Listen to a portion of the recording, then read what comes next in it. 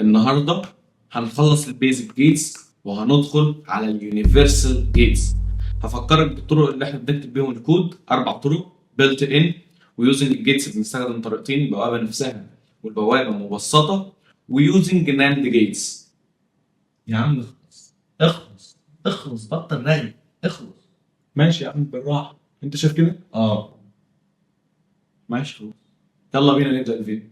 انا سامح نصر الله، واهلا بيك في تك هاوس.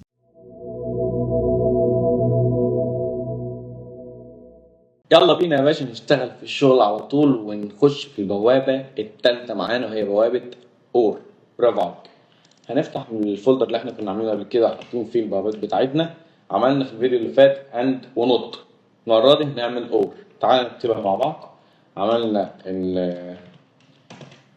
الفولدر الجديد وسميناه اور جيت، فتحناه هنلاقيه فاضي طبعا. هنعمل فيه الفايل اللي اسمه اور دوت اتش دي ال. انا غلطان. تمام.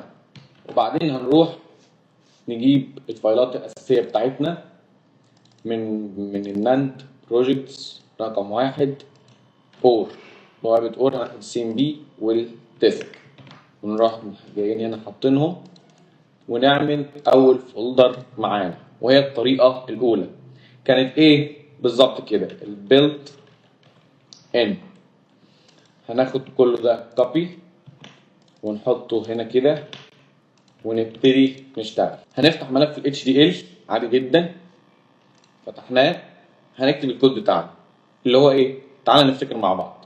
هنقول له تشيب ان الشريحه اللي عندك دي هتاخد وظيفه بوابه الاور، يعني هتشتغل كانها بوابه اور. حلو جدا، تمام. عندي كم مدخل في بوابه الاور؟ 2. طب اسمائهم ايه؟ تعالى افتكر معايا من تاني. بوابه نفتح ملف التست هنلاقي ان انت عندك مدخلين A و B والاوتبوت اوت زي البوابتين اللي فاتوا. هنخش كده وهنكتب ان انت عندك الانبوتس هتاخدهم من الفاليو بتاعت الفاريبلز A و B سيمي كولون، والاوتبوت هتطلعه لي في الفاريبل في قيمه الفاريبل اوت. وبعدين هقول له هتستخدم بيلت ان، هتستخدم البوابه المبنيه عندك اللي جاهزه اللي اسمها اور، واروح قافل كده واسيب. وتعالوا نستدعي البرنامج بتاعنا.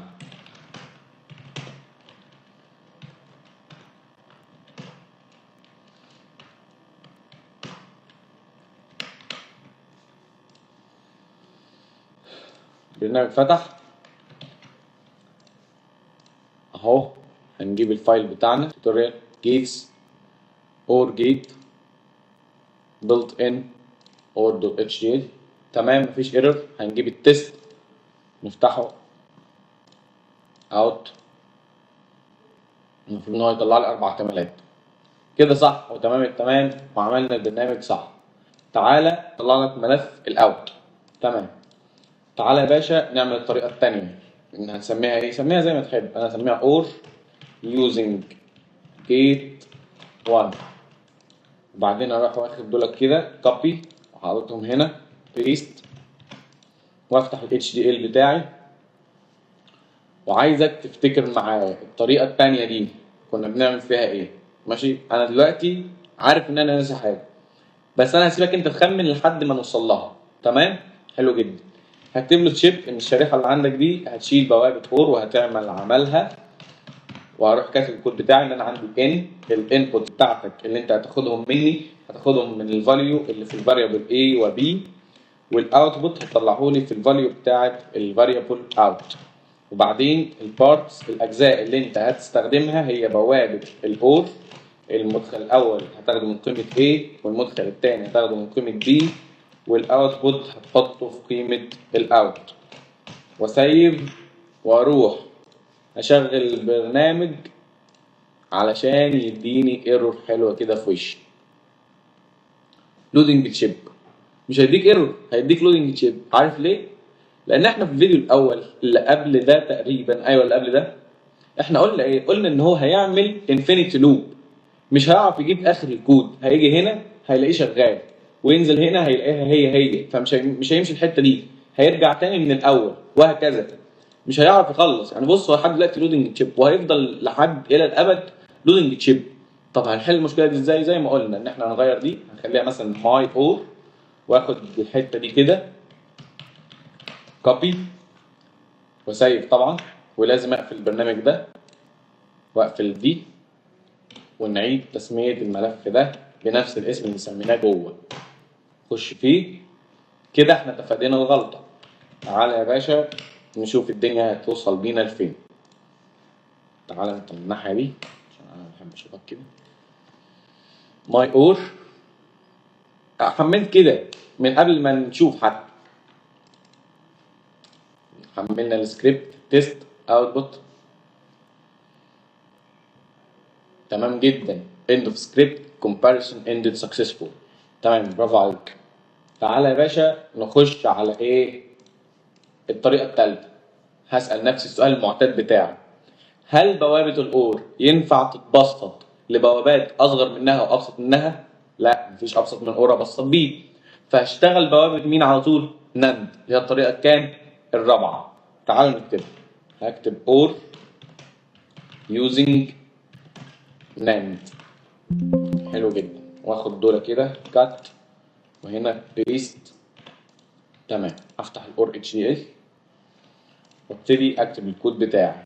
شيب اقول له من الشريحه دي هتشيل بوابه الاور، هتاخد اول مدخل قيمته من A وتاني مدخل قيمته من B، والاوتبوت هتحطه لي في قيمه الاوت، والبارتس اللي انت هتستخدمها هي بوابه الناند. بس ثواني بقى، بوابه الاور هعملها ازاي انا ببوابه الناند؟ انت هتجنني دلوقتي. انا عايز اعمل بوابه اور، هتعملها ازاي ببوابه ناند؟ طب انا بوابه اند عرفت، بوابه نوت كانت سهله، انما اور مش سهل. لا يا باشا سهل. تعال نشوف. هنفتح طبعا برنامج لوجيكلي اللي احنا نزلناه قبل كده. يا رب ما تكونش استنيت لحد ما التريال بتاعك خلص. انا عندي عايز اعمل بوابه ايه؟ بوابه اور. هات لي بوابه اور، شوف لي النتائج بتاعتها،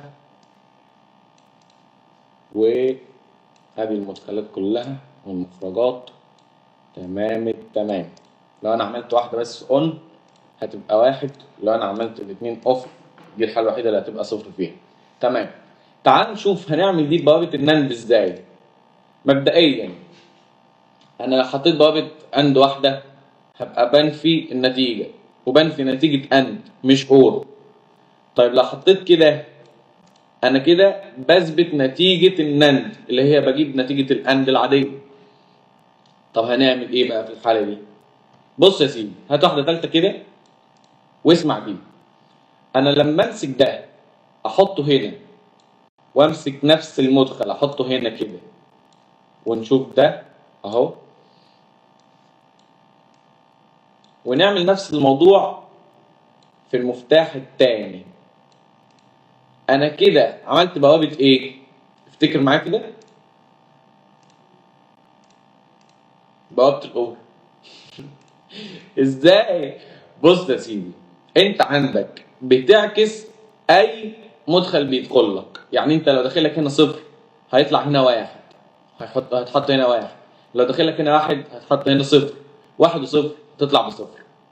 فانا كده كده بص خليك منطقي.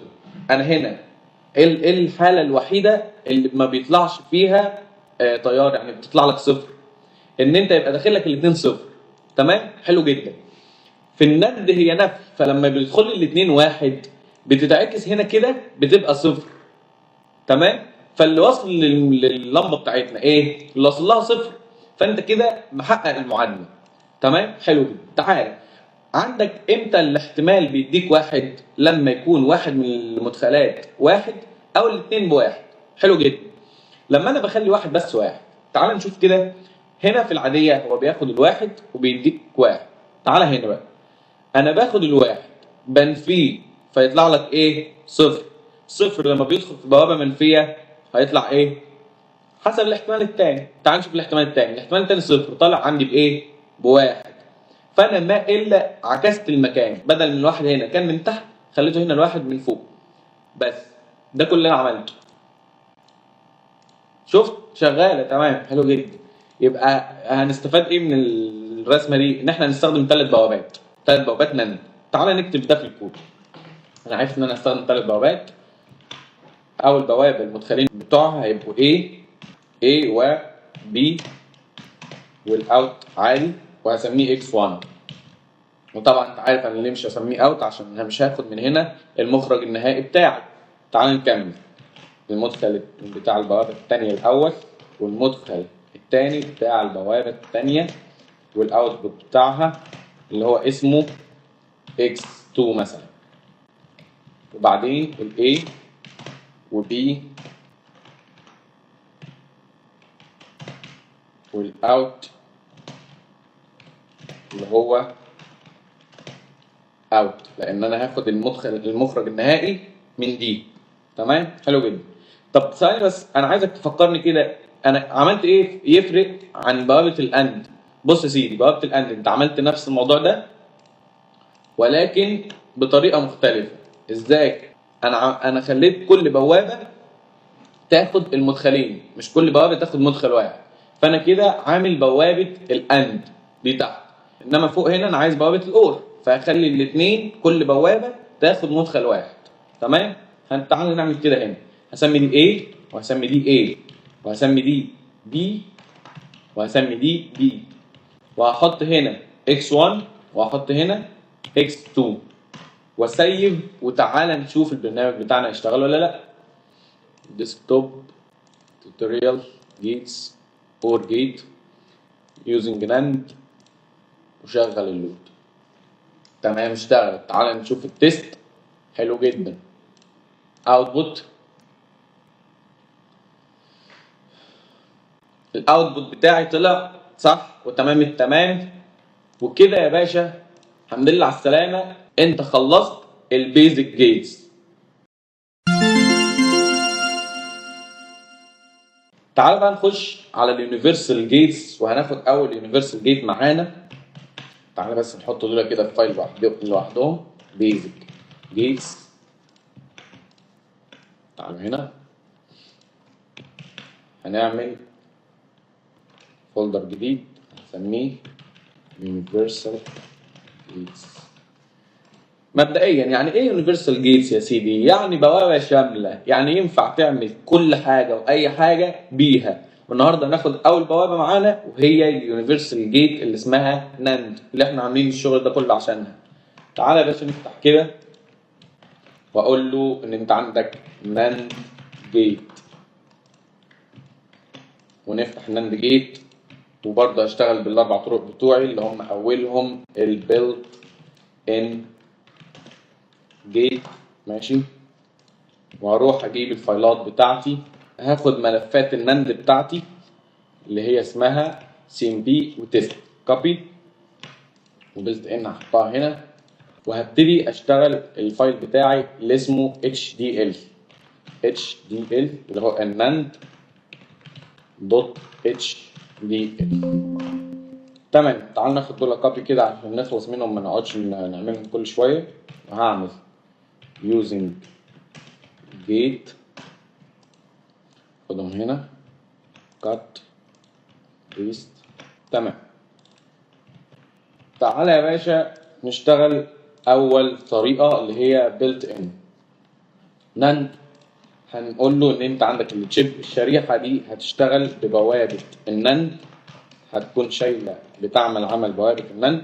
وعندك المدخلين بتوعك اللي انت هتاخدهم مني. اول مدخل هتاخده من الفاليو بتاع الفاريبل A والفاليو بتاع الفاريبل B، والاوتبوت هتحطه في الفاليو بتاع الفاريبل اوت.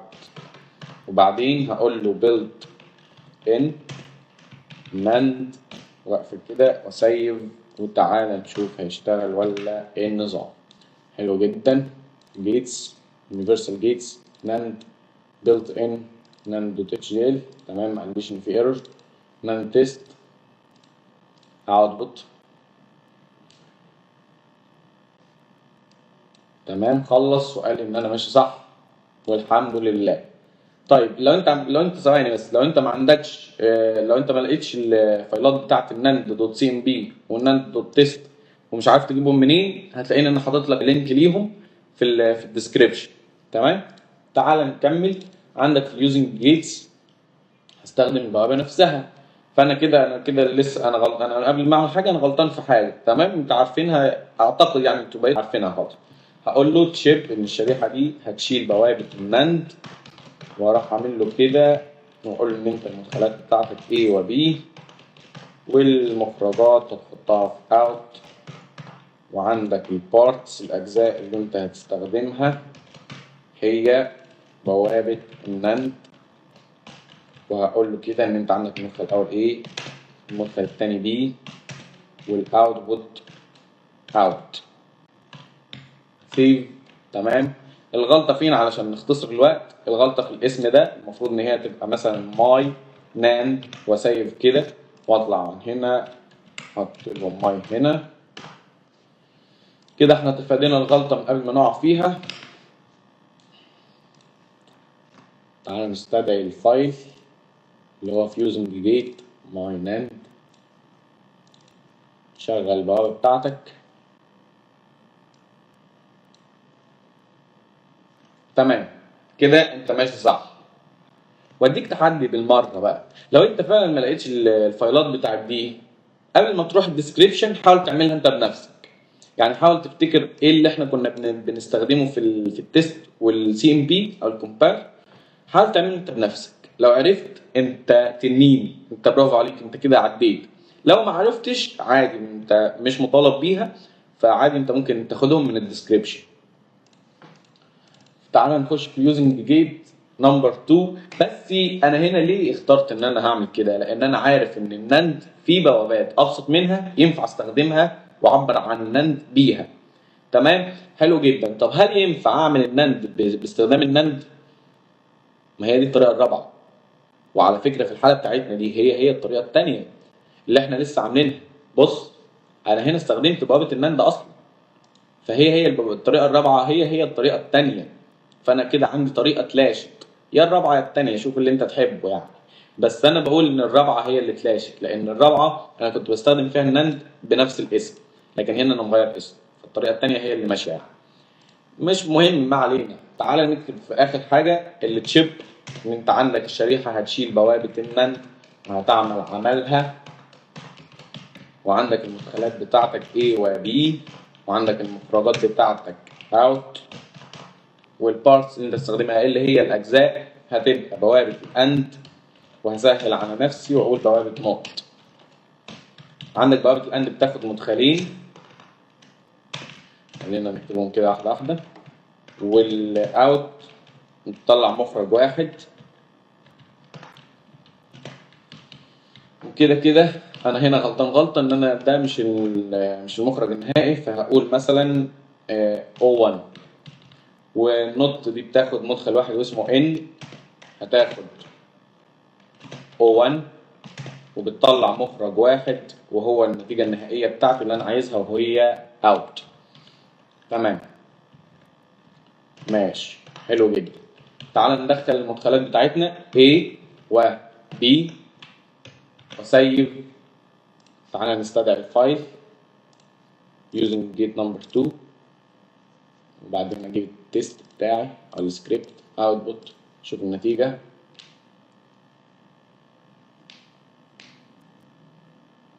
تمام خلصنا وطلعت صح الحمد لله. وكده تمام التمام. كده انت فهمت البيزك جيتس كلها، هضمتها وفرمتها. حاول تتدرب عليها كتير، حاول تعمل كتير، وحاول تفكر في اللي جاي. يعني حاول تشوف بوابة النور مثلا تتعمل ازاي، حاول تعبر عنها، حاول تخلص الفايلات بتاعتها كلها لو عرفت يعني. حاول تعمل فايلات CMP كتير، حاول تعمل فايلات التست كتير. اشتغل على الحاجات دي لان هي دي اللي هتطور مهاراتك وتنميها. حلو جدا. احنا كده خلصنا فيديو النهارده. كنت مبسوط معاكم في الوقت ده. لو عندك اي سؤال او اي استفسار انا سايب الكومنتس مفتوحه وهرد على كله، بس انت اكتب الاستفسار اللي عندك. وعادي كلنا بنغلط وكلنا بنقع ومحدش معصوم من الخطأ. تمام كله بيغلط، محدش ما بيغلطش. كنت مبسوط معاكم بالوقت ده. ما تنساش اللايك والشير والسبسكرايب لو عجبك المحتوى ده وعايز تشوف زيه كتير، وتفعل زر الجرس طبعا. اشوفكم الفيديو الجاي. سلام.